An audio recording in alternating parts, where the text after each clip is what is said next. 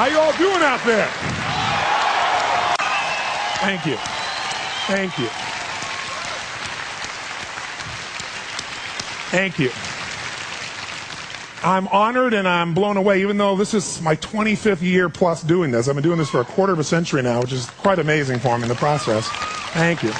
And I've had the privilege now of working with more than 3 million people live in events from more than 80 countries around the world. So at this stage, I got to tell you something. I could be an idiot and I would know that there are certain patterns that cause people to be fulfilled, to be happy, to fit, to be strong, to feel alive, to be vibrant, to have passion in their life, to do well financially, but even more importantly, emotionally, psychologically, spiritually, in their health and their relationships.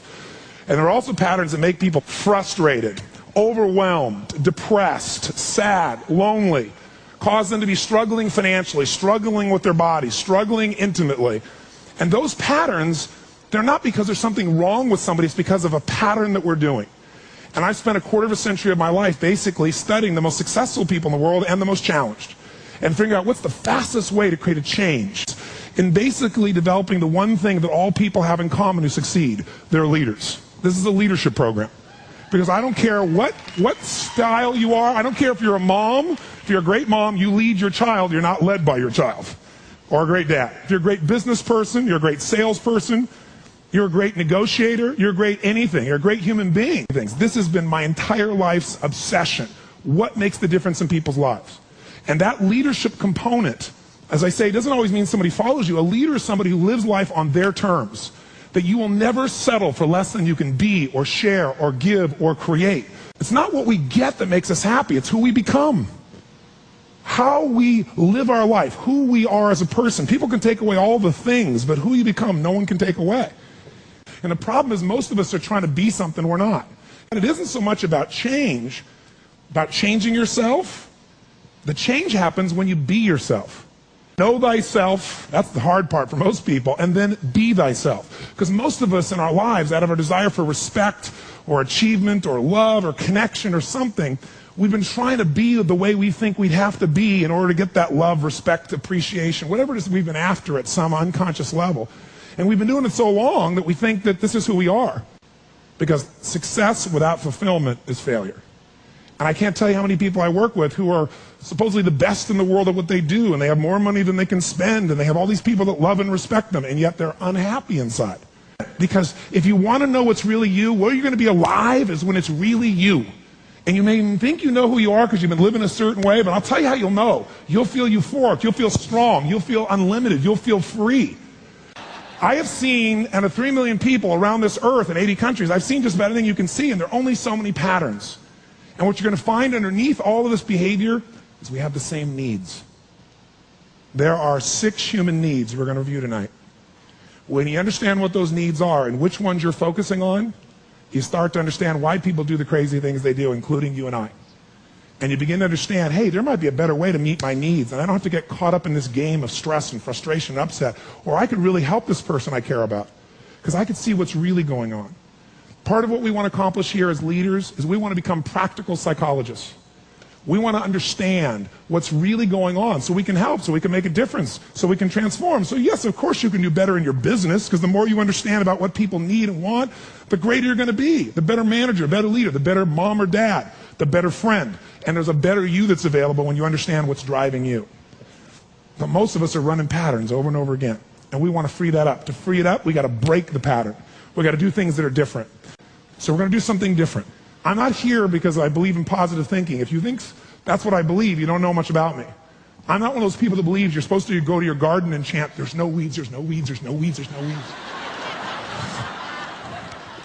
There's weeds right there. That's what I believe. Here's what I believe. I believe that if you really want to be effective, you got to tell the truth. In fact, there's 3 mandates of leadership, if you want to jot them down, that may be the foundation of everything that I believe, and I hope that you will see as something that's useful for your own life to remember, because it's so fundamental. So the first mandate to leadership is not just to be positive. First mandate to leadership is see it as it is, but not worse than it is. The first secret to be an effective leader in your life, whether it's you want to lead your body from the location it is right now you're unhappy about, you don't have the energy you want, your body's not where it wants, to where you want to be, that's leadership. You want to transform your business, that's leadership. Your income, that's leadership. You want to help your children, that's leadership. You're going to be a leader? Step number one, tell the truth. See as it really is, but don't make it worse than it is so you have an excuse not to try. What takes guts is to put yourself on the line. What takes guts is to say, I'm going to make this work. What takes guts is to say, I'm going to believe, knowing I could be disappointed or devastated. But you know what? Disappointment's a good emotion if you learn how to use it. Anybody can see it as it is and maybe be honest, but here's the real secret. Can you come up with a vision? Step two is see it better than it is. That's part of what we're going to do this weekend. Seeing it as it is, you got to be honest. And there's not anybody in this room, including me, doesn't have areas of their life that can be made better. But if we can figure out what they are and tell ourselves the truth, regardless of what other people think, then we got a chance to make a change. I learned something from General Schwarzkopf, one of the best leaders I've ever met. And I got a chance to spend quite a bit of time with him over the years. And he said to me, Tony, I'll tell you the secret to leadership. He said, the whole secret to your life, for any group, any individual, is no individual, no organization can get better until they can admit something's wrong. And so you know what the problem is? No one wants things to be wrong, so we compare ourselves to others who are doing better than so we can feel really good. See, he raised the standard. He went to step two. Step two is you got to see it better than it is and set that as your standard. A standard is something you don't go for. It's not a goal. It's something you live, breathe, and find a way to get to no matter what. If there isn't a way, a leader makes the way. Is there a difference between should and must for you? Yes or no? You better believe there is. So when that standard is a must for you, you're going to find the way. Finally, the third key here is once you see it better than it is, make it that way. You got to take massive action. You got to be resourceful. You got to find the way to make it you want it. So this weekend, first thing we're going to do after a while is you're going to get real clear about how is it really? How is your relationship really? How is your body really?